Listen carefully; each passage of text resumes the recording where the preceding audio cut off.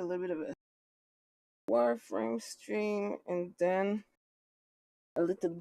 probably a little bit of Phasmo, depending on my mood.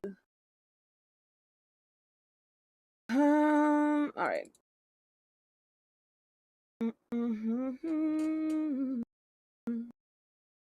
Oof. Okay. Since it's Spooktober, I decided to, instead of listening to Reddit story, like usual Reddit stories, I'm gonna be reacting to horror stories. Hopefully they're not gonna be too scary, but we never know. So pray for me and my weak ass, and let's get this reaction started.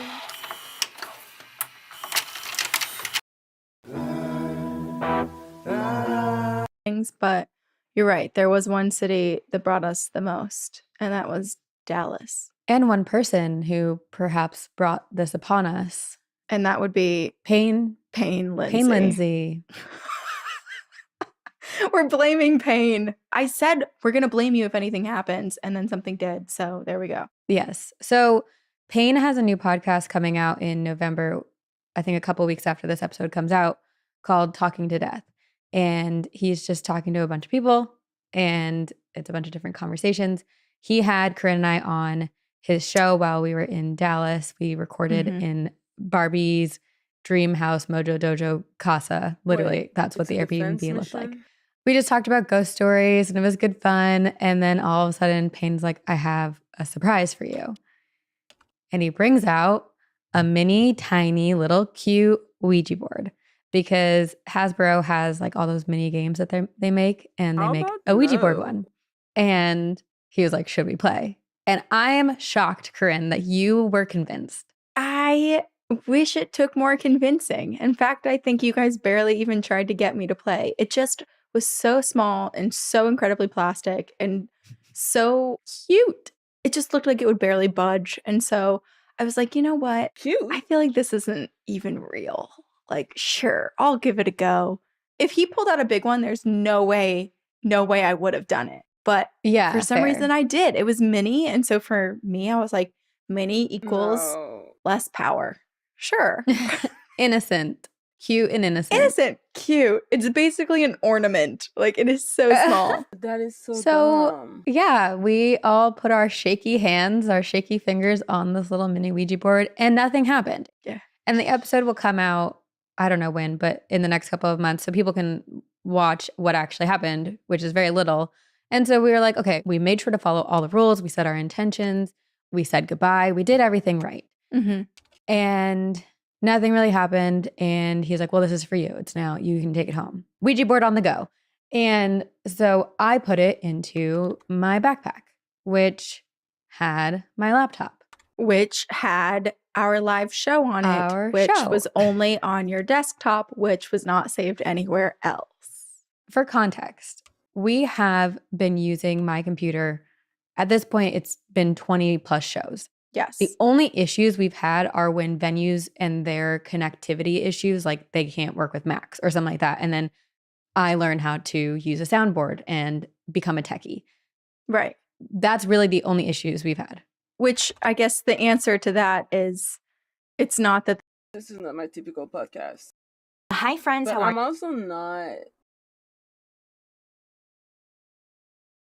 you know. But no, I need like more.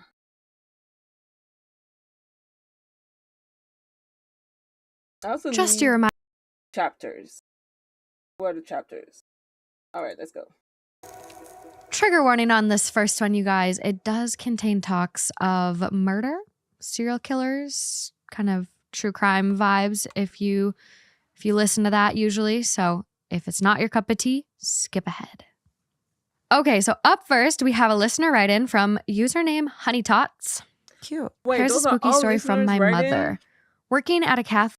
Those are all listeners. I prefer the one.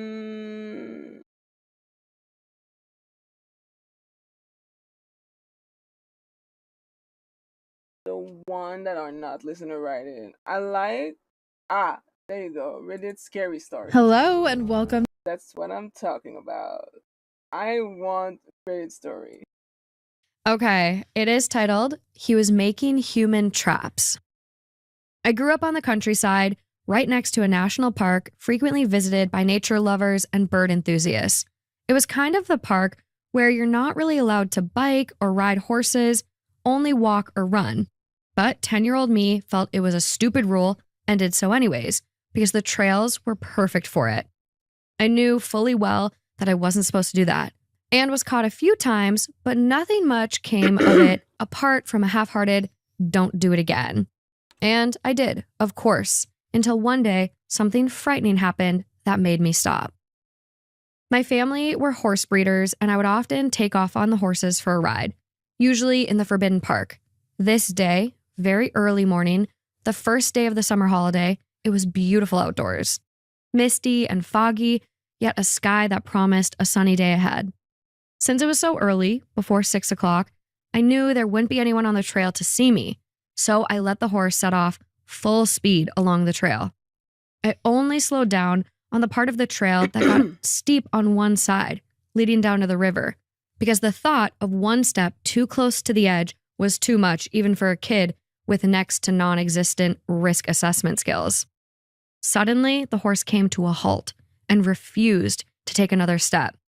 I grew up with horses all my life. I know that usually indicates that you need to investigate. Is there something with the hooves? Did the horse spot something that spooked it? The hooves were fine, but the horse didn't move an inch. That's when I saw it. Someone had set up a trap, a thin, sharp metal wire across the trail, in perfect neck height for an adult. I stopped and looked around, but didn't see anyone. The wire was well attached to 2 trees and impossible for me to remove, so I led the horse around it, and to do so, I had to walk a bit up into the wooden area on the side of the trail. That's when I heard the singing. There's a song called Hey Tomtoman, and it was that melody, but the lyrics were different and sung in a muffled, sniggering voice. Today, I only remember parts of it, but translated, it would have been something like, "Hey, all you runners, come here passing, let the life blood pour out." I, as silently as I could, and with my heart in my throat, backed away, got up on the horse, and hurried back the way I came as fast as I could.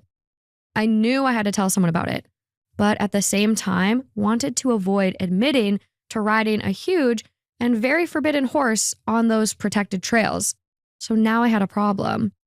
The old stories about a mad old man living in the shed in the woods, a shed that was once a cottage for the local hunter, came back to me. This time I'm listening to horror Reddit stories because it's Spooktober. I usually listen to normal MID assholes, but in the spirit of October, I'm listening to horror Reddit stories.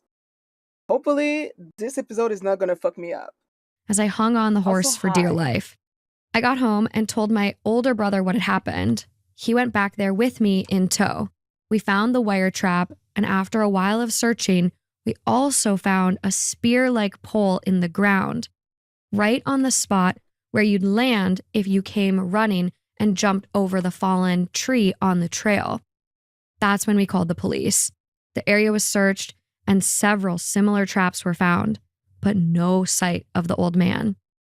The following summer, though, there was big news in the local paper about spear-like poles being found right under the water surface, directly under that little tower you're supposed to dive from at the lake. And black garbage bags filled with big rocks were found on the narrow bridge crossing the river, so that if a car had hit it, risk is it would have gone off the road and into the water. Ugh. Bruh. That is insane. You never know who your neighbors are. Truly. I've actually heard of this happening, like the wire thing. Oh, it's so I bad. saw But like, that in a movie. I saw a TikTok or something recently where someone was snowmobiling and it was posted to the trend, and they were like sharing snowmobile videos, and they were like, little does she know her life will change in an instant, whatever. and her friend she was snowmobiling with hit one of these wires because a farmer didn't want someone going across their field. Oh, so they purposefully set it up so Yeah. someone would hit their... Yeah. I feel like if you're going fast enough, you can be decapitated. You can. Totally. It happens. Oh my gosh. And the fact that the horse stopped and like saw it and knew, like, Because That's we Wow. ride horses. They have a sense of they things. do. And they get Horses- spooked. They spook, and like the fact that this person was able to stay on with the horse spooking and stopping, like that is also hard to do. So guardian angel, luck all around. Yeah. Wow. I know that's really scary. I would just like really try to not ever go near that property ever again. Because No. clearly, and the song too, kind of being symbolic of Mm. something that this person wanted to do. The lyrics were like, let the lifeblood pour out of you. Hey, you runners, let the lifeblood pour out of you. Hey, all you runners, come here passing. Let the lifeblood pour out. I don't like it. No, thank No. you. It's giving sacrifice. That one, that's very scary. That And the is very garbage- scary. What's up with the Psychopath. garbage bags? More poles in the water Yeah. to like shish kebab someone as they jump, and then rocks and garbage bags. Like, what else was in the garbage bags? This person is like doing this for sport, I think, at that point. Yeah, Just absolutely. like waiting for someone to, like, just for the fun of it. Because it's not like, oh, I don't want them to come on my property. The setup feels like, oh, I want to watch someone hit one of these traps. Absolutely. Absolutely. And just Ugh. like the creepiness of that, to know someone in the woods is probably there and sees you, but you can't see them. Yes. Oh, That actually kind of brings me to the story that I have for you. oh gosh. So this one, every month I have the Patreon members and Apple subscribers send me suggestions on what like the bonus episode should be. And the High Council tier on Patreon can vote. Okay. And every month, basically, the second most chosen topic is about feral people and feral children. And so I found a story, Feral? and it's never been number one. It's like literally always number two. But I Okay. found a story that someone wrote in the Backwoods Creepy subreddit called My Grandfather Had an Encounter with Feral People in the 1950s. Wow. Feral people. So it begins like what? in early January of cannibalism? this year. I accompanied my grandfather down to eastern Tennessee to the small rural town he grew up in. While on this trip, my grandfather shared with me a lot of stories about his childhood, growing up in Appalachia, and a lot of other things. I learned a lot about him that I simply never knew. One story in particular, however, was genuinely scary, and I had trouble sleeping the night after I heard it. I still occasionally have weird nightmares about it. Let me recount that story below. So in February of 1954, a few weeks before my grandfather turned 12, his family's little farm had been experiencing some attacks on their animals, mainly the chickens. And the weeks before, they had lost 7 or 8 chickens from their flock of 30 or so. They had a small property, an acre or two in the foothills of the Appalachian Mountains, specifically near a place called Hall Mountain. One night, during a fairly heavy snowstorm, my grandfather's family was awoken to the sounds of chickens screaming and flocking around their coop, some 70 or so yards away from the house. My grandfather and his dad, Paul, immediately jumped into their boots and coats and ran outside to confront what they believed would be some coyotes. As they ran outside the back door, my great-grandfather with his rifle and my grandfather with his pellet gun both stopped dead in their tracks as they saw what my grandfather described as the nastiest, most foul-looking human-type creature you could possibly imagine. A light on in the barn illuminated the creature, and my grandfather said that it was almost bare naked, save for what looked like a pelt draped around its shoulders, and it had a dead chicken in its mouth. His dad snapped out of shock, fired a few rounds at it, and he nicked it once on the upper thigh. It ran across a field, initially on 2 legs, before it dropped down to all 4s and Nope. disappeared into the woods. My grandfather and his dad stood there in shock. They stayed outside for a few hours, pacing back and forth on the porch, and waited for the creature to come back, but it never did. My grandfather said he hardly slept for the rest of that night. The next morning, he and his family basically decided that they needed to follow the blood trail that was left behind by whatever creature they saw last night. It looked like it had gone down into the holler on the mountain. So by 12:30 that next day, my grandfather, his father, and his uncle Peter, and another cousin named Samuel were all walking northwest into the woods following that bloody trail left behind the previous night. My grandfather said it felt like it was like an hour before anyone spoke because they were all just so scared. His uncle Peter, who was much more of a hunter, stopped everyone and pointed at something slightly up the trail. Tracks leading up to a spot in the snow that was soaked in blood. My grandfather said it looked like something had keeled over and died. And what really shocked them as they approached it, however, was how it appeared like whatever had laid there had been dragged deeper into the woods. So they had begun following the new trail that had been dug through the snow and began noticing that there were multiple sets of tracks that seemed to have been made by bare human feet alongside the dragged trail. It was at this moment that my grandfather noticed his father switching the safety of his rifle to off. They trekked along the trail further until they reached a small frozen stream. And on the other side of the stream, tucked under a massive cliff overhang, was a cave entrance. My grandfather said it was about 20 feet across, maybe 6.5 feet tall at its tallest. And the bloody drag marks and the multiple tracks led right across the stream and into the cave. My great-grandfather said that he was going to go into the cave, and if he didn't shout back that he was okay in 5 minutes, everyone needed to run back home and call the police. And then he walked over the river and stood at the cave entrance before shining a light bulb into it and slowly walking in. That's crazy. Why My would you do grandfather that? said he waited about 4 minutes before they heard his dad's voice, and it seemed like an eternity. But they saw him come out, and my grandfather said that he was pale as a ghost, and he hardly spoke on the entire hike back. They asked him to tell them what he saw, but he wouldn't budge, and he said that they would talk later. And they all returned to my grandfather's house around 3 o'clock in the afternoon. Finally, later that day, my grandfather's father sat everyone down and said that he was ready to tell them what they had seen in the cave. And he said, "I went into that cave and I saw people. They aren't people like you or me or anyone we know. They're very different. They live deep in the woods and they don't leave, hardly ever. They're almost like animals. I suppose you might call them wild. It seems like they lived deep in those woods and holler longer than anyone has ever been there. We saw the person that I think I shot last night. He must have died, and his people were giving him a burial, I believe. They saw us, they acknowledged us, and they didn't seem mad, but I know we weren't welcome back. Everything over there is theirs, and we will leave them to it." My grandfather said that this was the only time his father ever spoke of what he saw in that cave. And then the author says, "I know the whole feral people concept is up in the air and most people don't believe it, which I completely understand. Honestly, I still don't think I do either. But the way my grandfather spoke about it, the sincerity with which he spoke, and the tone of his voice during certain parts of the story, I fully believe he was being honest. He truly saw his father fatally shoot a feral human being, and his father truly saw a feral community living in a cave deep in the Appalachian Hills." Oh, I got the chills multiple times. Do you know the lore of the feral people in Appalachia at all? Not super well. I've like seen a even know video there was here a and lore there to be known. about like people going in and investigating and interviewing them. Yeah. And, like language development's not as ours is. It's really interesting, but I fully believe this. There's like a theory that I know one of the leading theories is that during the Great Depression, people couldn't really live in society anymore. They didn't have any money. So they started their own communities in the hills. And that's where the idea of feral people came from. And then, but Really? some people go even further and say, no, these are like in the Descent. I don't know if you've seen that horror movie, but why was I thinking of that? Yeah. Literally, it came up the other day too. But yeah, they've been down there so long. yeah, they They start change. adapting to the area, right? They don't use sight, they just use sound. Yeah. Same for these like cave feral people. I think they're definitely out there.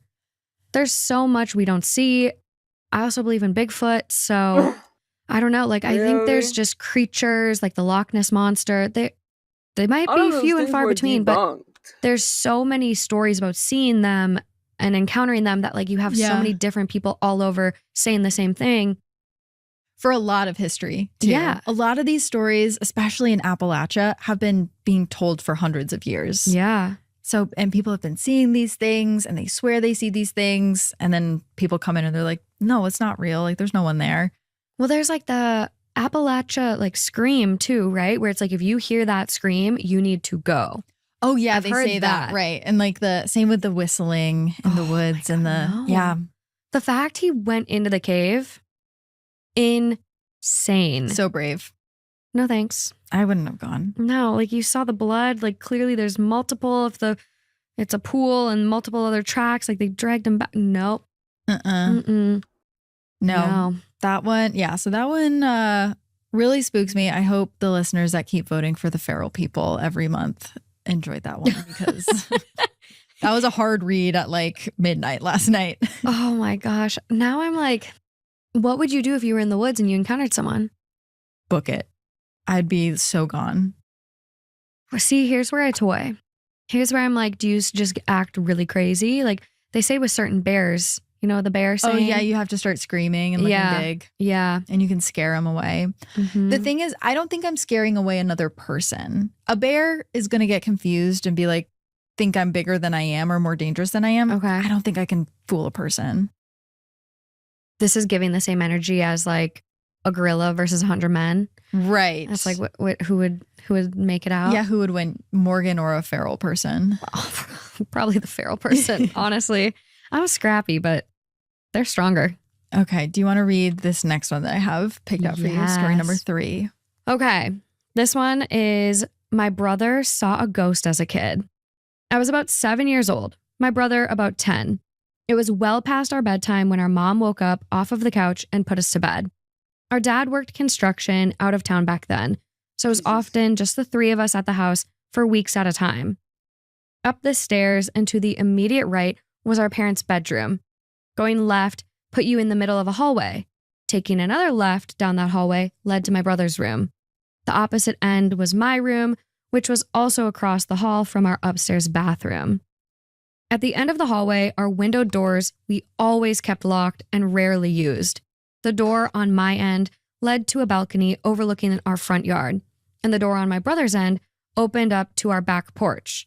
The house kind of leans into a small hill. My brother and mom both had a habit of waking up in the middle of the night to use the bathroom.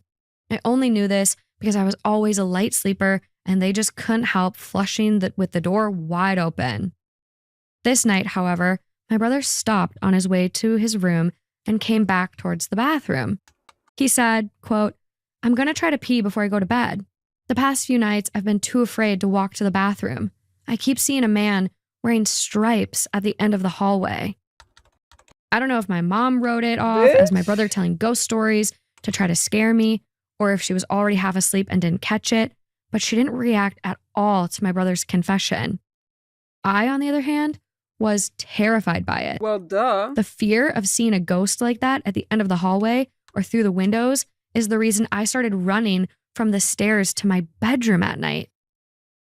Years later, when I was about 18, my mom and I were having a conversation in her car about a dog we had for a very short time when I was little.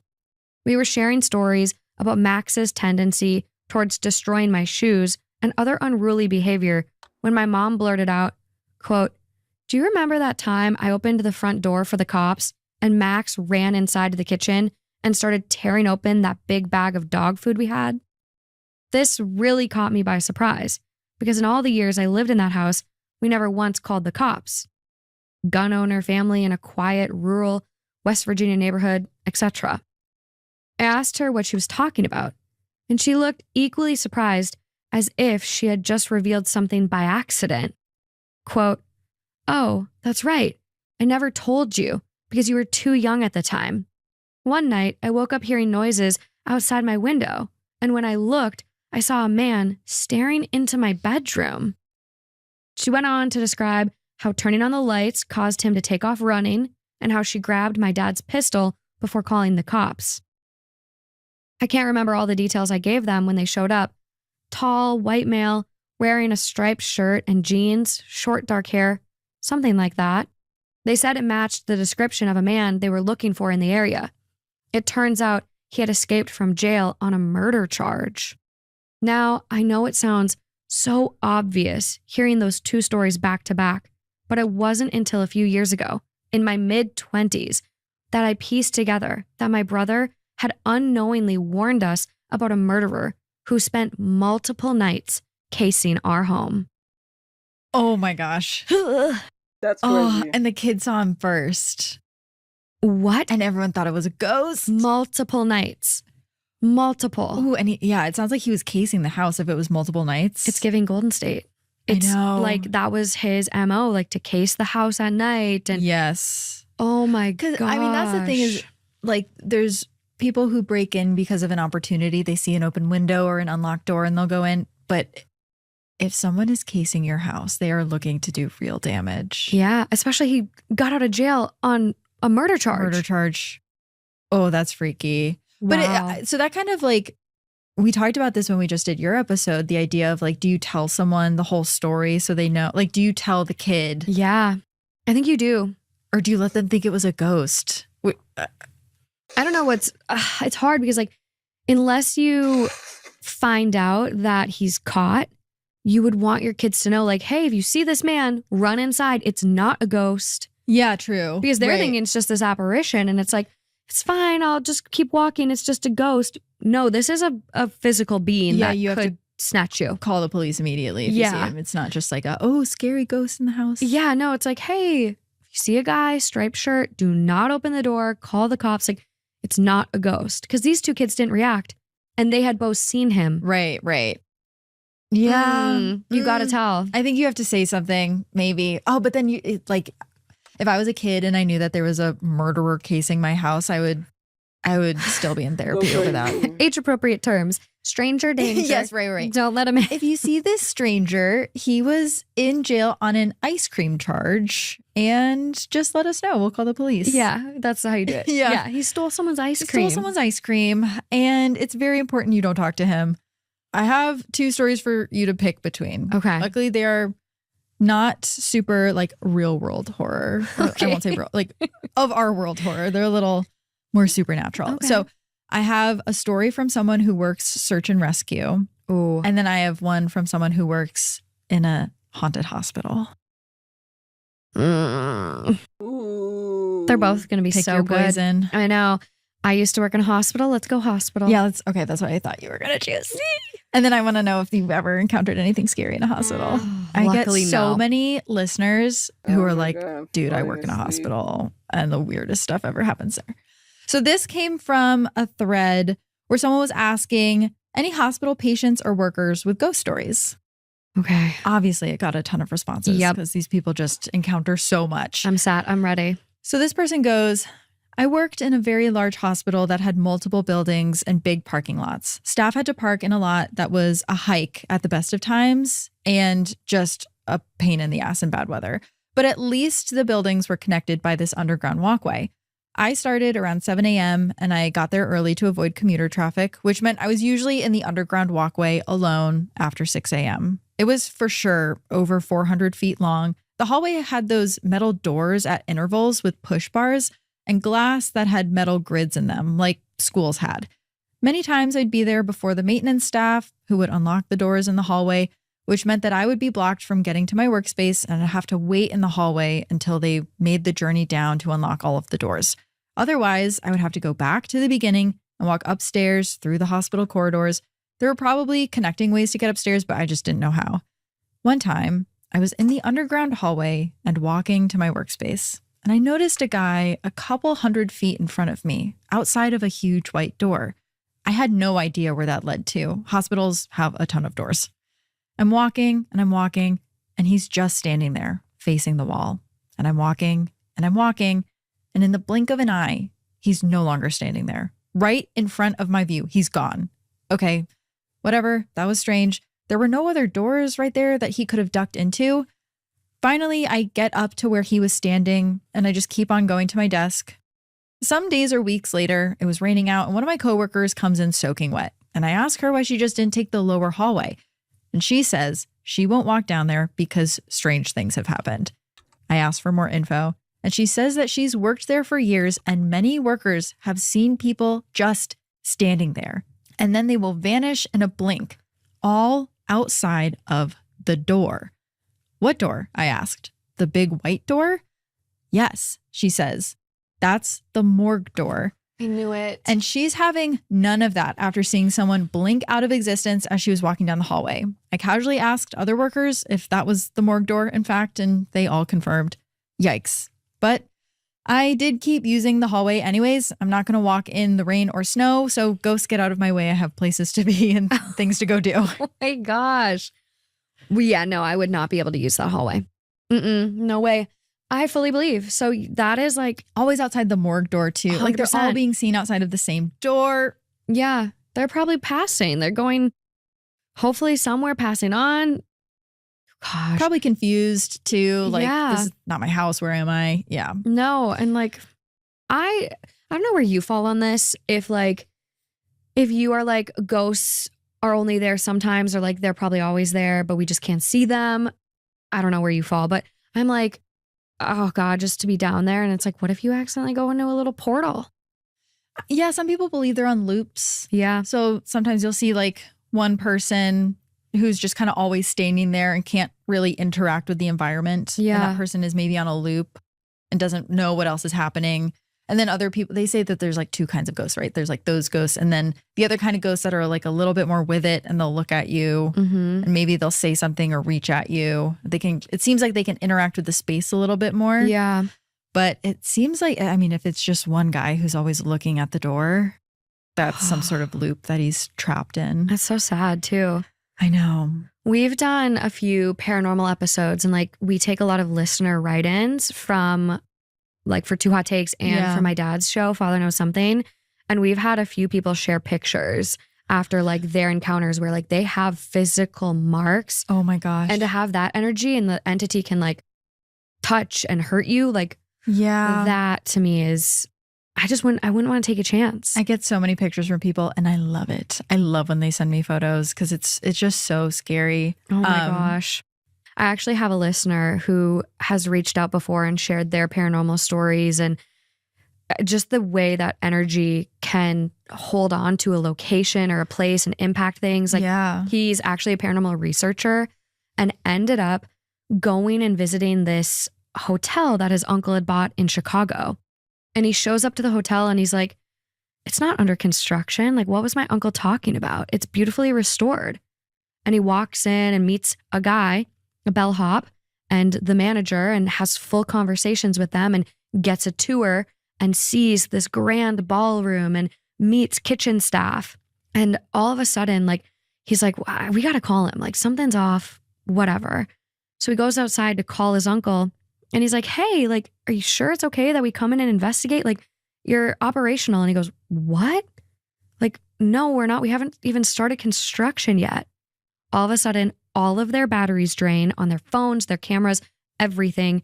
He turns around, the facade or whatever he saw, completely gone. Ooh, yeah. Those time slip stories get me so good. Oh my God. Yeah. And it's a real person. He's shared his credentials with me, like doesn't want me to share them publicly. Yeah. And then has sent me other stories. Like he works in a haunted museum right now. And I'm like, I want to go meet him. But I'm like, I fully believe it.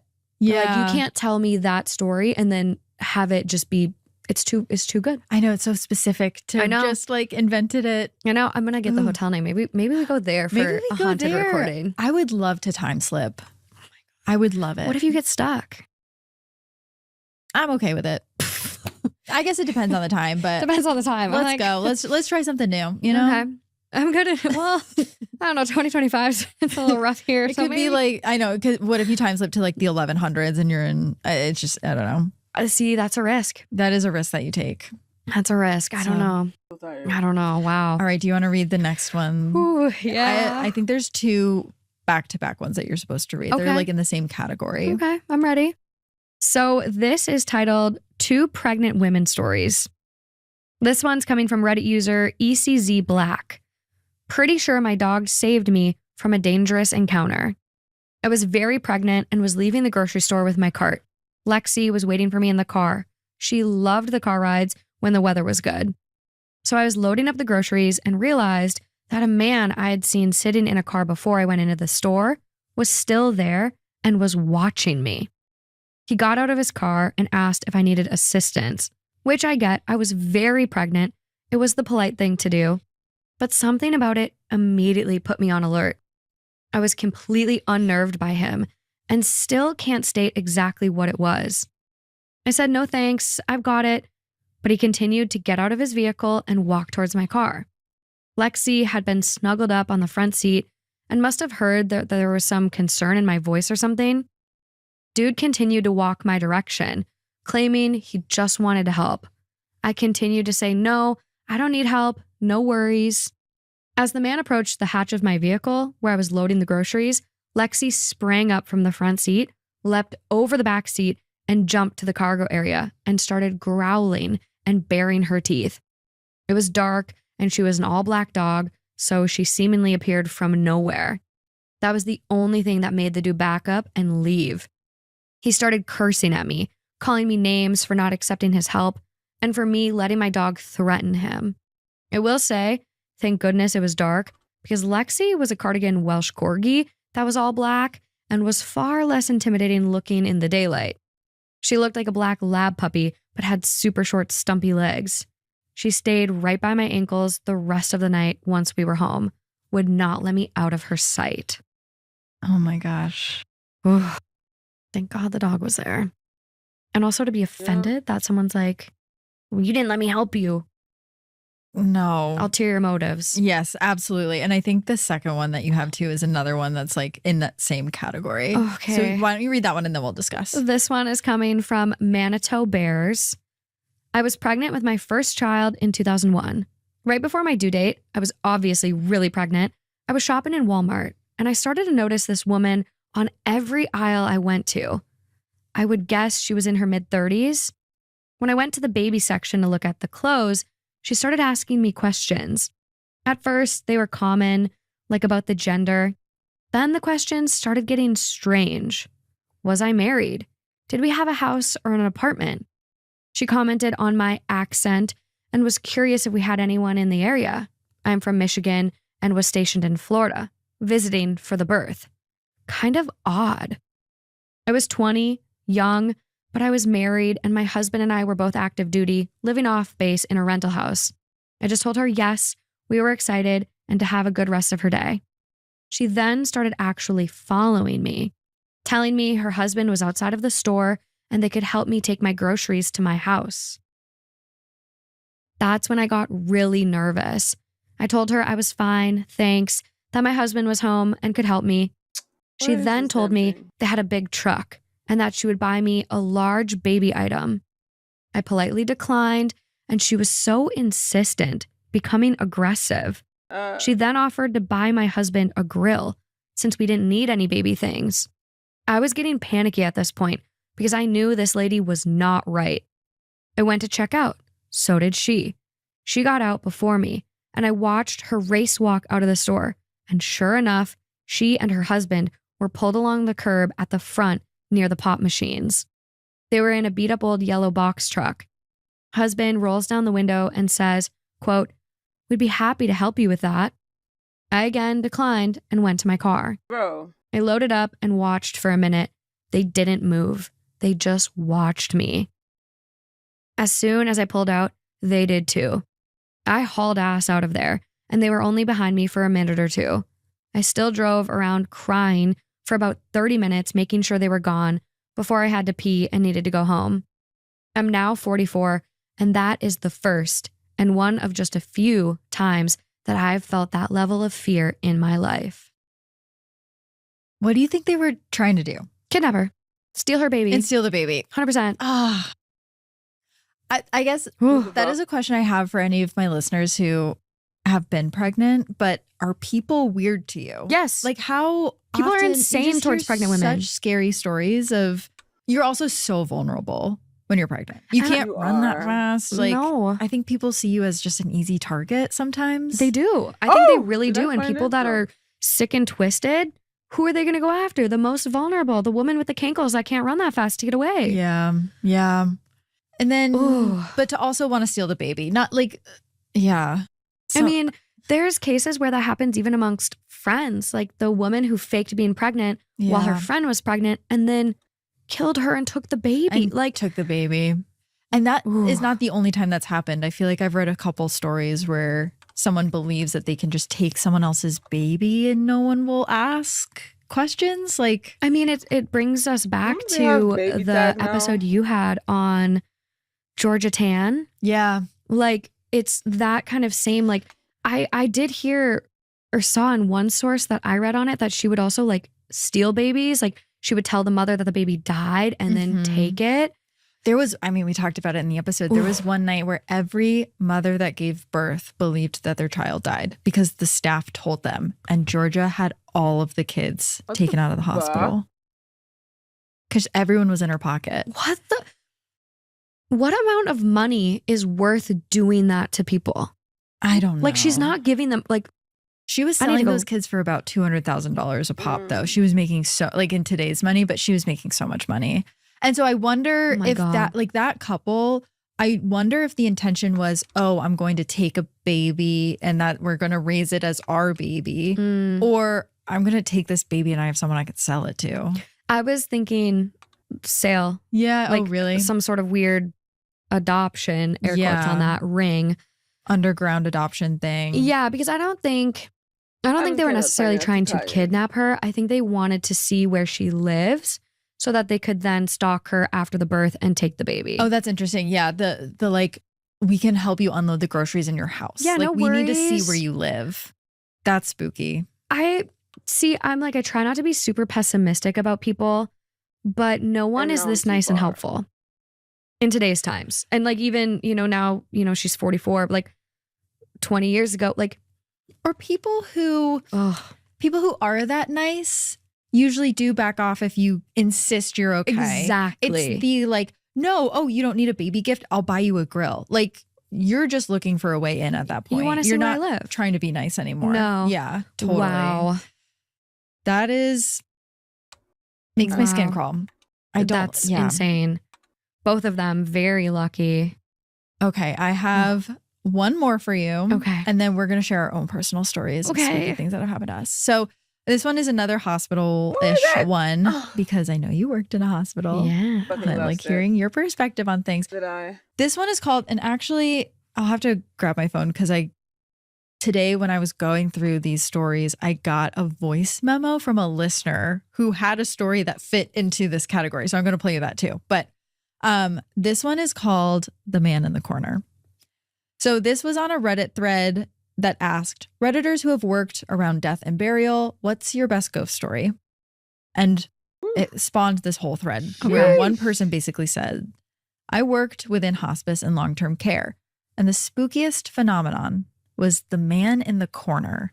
It happens all the time for people who are actively dying. They see a shadowy man in the corner of their room. So another commenter wrote, I witnessed this firsthand when I helped a family member who was on hospice. The creepiest part was that myself and the other workers saw a shadow man moving out of the corner of our eyes on multiple occasions before her passing. If they hadn't witnessed it too, I would have thought I was losing it. Fortunately, she did reach for it and she wanted to go. Wait, no. So that's interesting. And then someone else wrote, holy crap, this happens often in the facility I worked at. They constantly would beg us to tell the person in the corner that they weren't ready. And then another person goes, it just keeps going. They say, God. This just unlocked a memory for me. My grandmother was still able to walk and was in and out of nursing homes. And she would get up and go out the front door constantly at weird hours because she said the man in the room was coming for her. So eventually someone asks, is this man in the corner perceived as bad or as dangerous to a patient?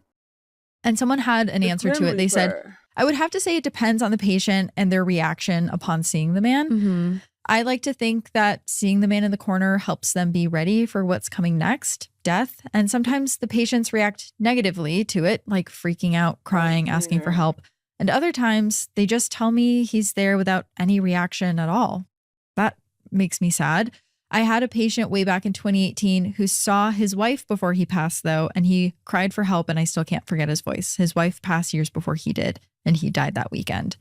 Oh my gosh. Okay, I'm not going to sleep tonight. This comes from Marley, who sent me this today. So in this, she's referencing a time where I did an episode where I had a hospice nurse on, and she confirms a lot of this. Okay. But one of the stories she talks about is like seeing a kid bouncing a ball is another common thing that people report seeing before they die. Wow. So you'll hear her reference that. So my great grandma had a stroke on my 16th birthday, and she ended up in a nursing home She didn't pass from the stroke, but was like severely handicapped from it. And she would like try and like talk to us, but it was like very gurgled because she was having a lot of problems with her muscular functions on her mouth. So she was talking to us in the nursing home, and she was telling us everyone coming to see her, and she was listing out like her kids and blah, blah, blah. And she would tell these like stories about the men in the black cloaks that would stand at the foot of her bed, but they weren't coming for her yet. And we just assumed that was some type of like hallucination. And she would tell us about the kids that were coming into her room and playing with the ball.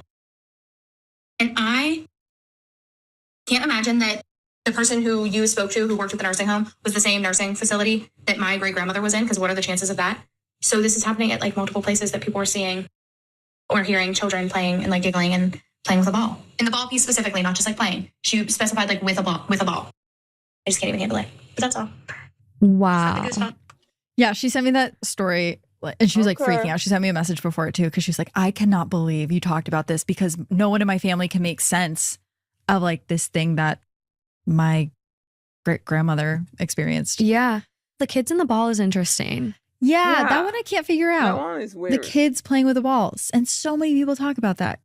Kids running around. I wonder if it's a thing where like in the hospital there's like places where children play. And I don't know Or what it children is. that have passed are Yeah. there playing. Right. And you're just like, if you're on the brink, you're like the veil. I feel like the veil, people call it the veil. It's like it Yeah. starts slipping. And so if Mhm. you're on the brink, it's like you start being more susceptible to that energy because like you're kind of in this in between. Yeah.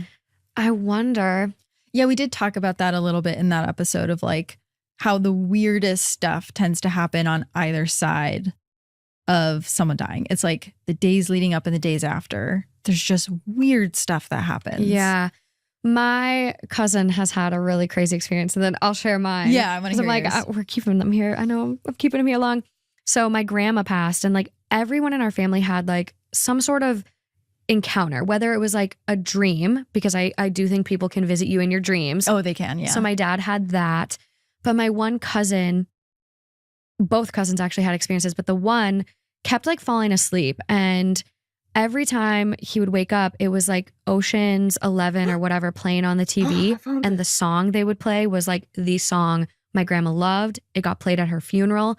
And multiple different nights he woke up to Ocean's 11 playing. And it was that song. Oh my gosh. And then my other cousin doing something, watching TV, and there's something on like a cooking channel or Food Network, whatever.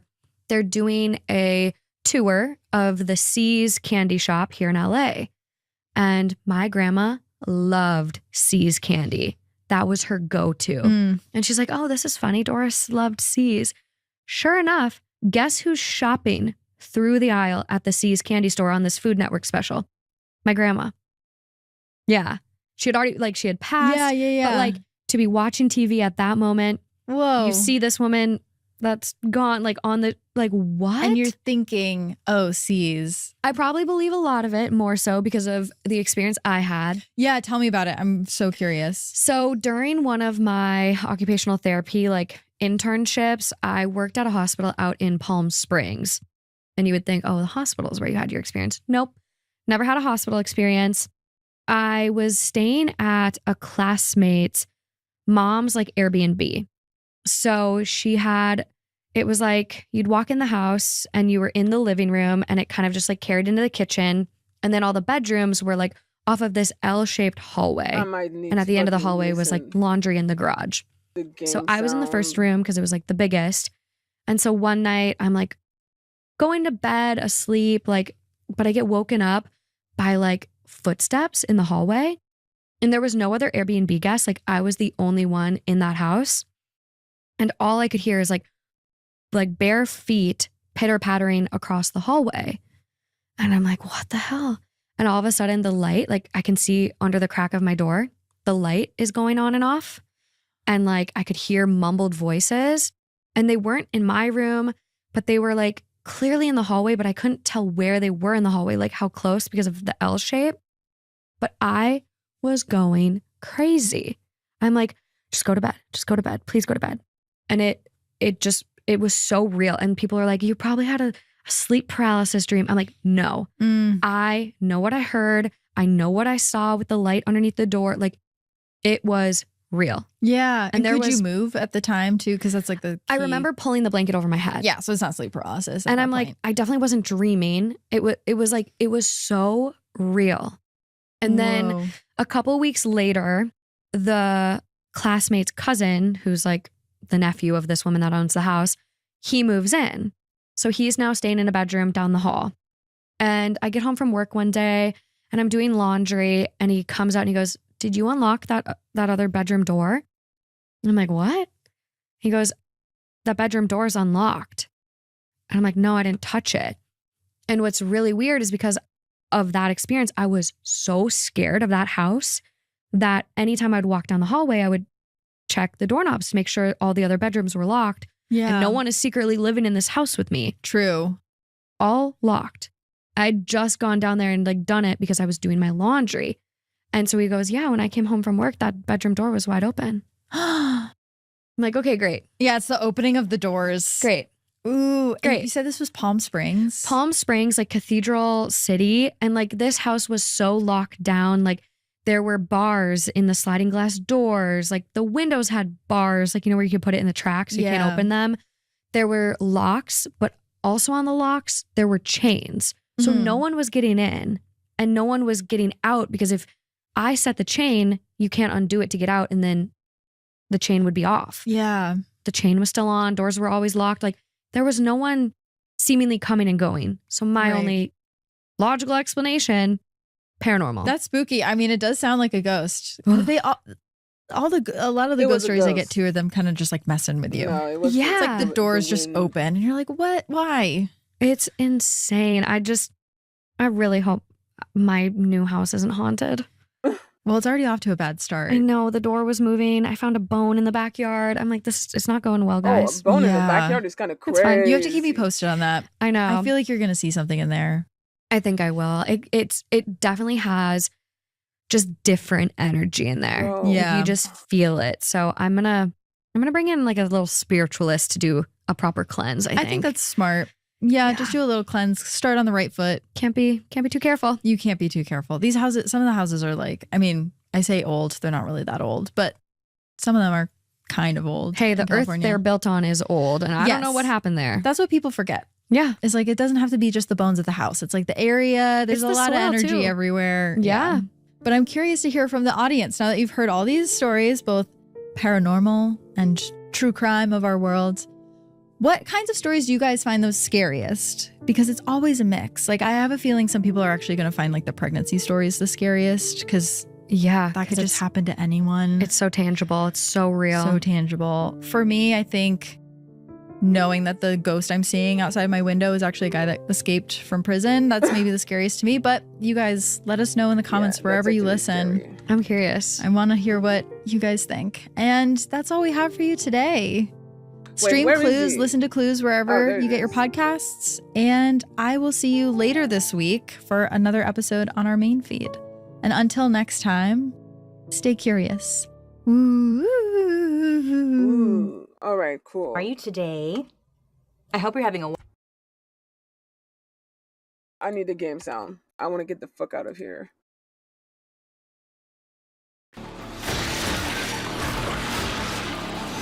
Not that loud, golly. Okay.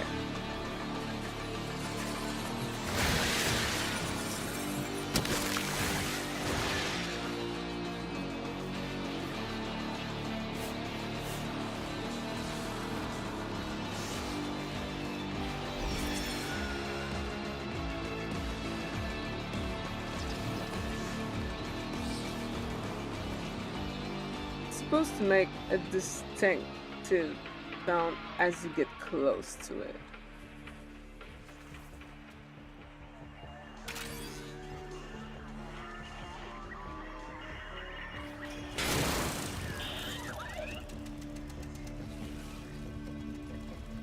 Nope.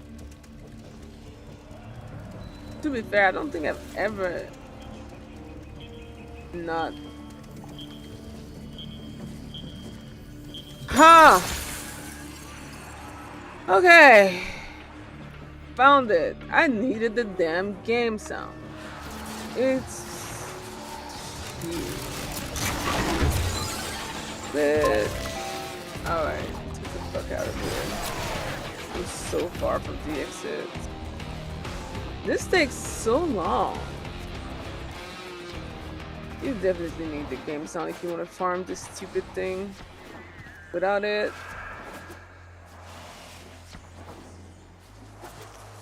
where am I? Oh, dead.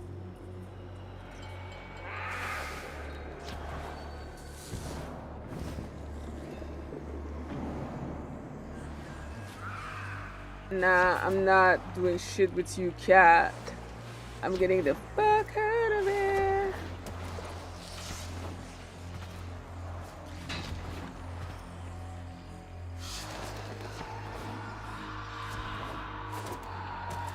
These storms are kind of spooky though. When you think about it. Alright. As you conquer the foe, so you conquer yourself.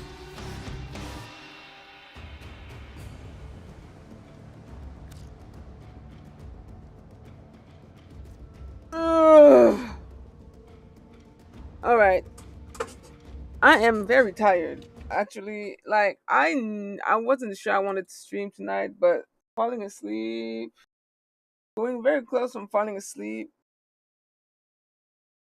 I'm gonna call it already. It was short as fuck, short and sweet stream, but like I'm dying. What time is it? Yeah. Bye bye. See ya.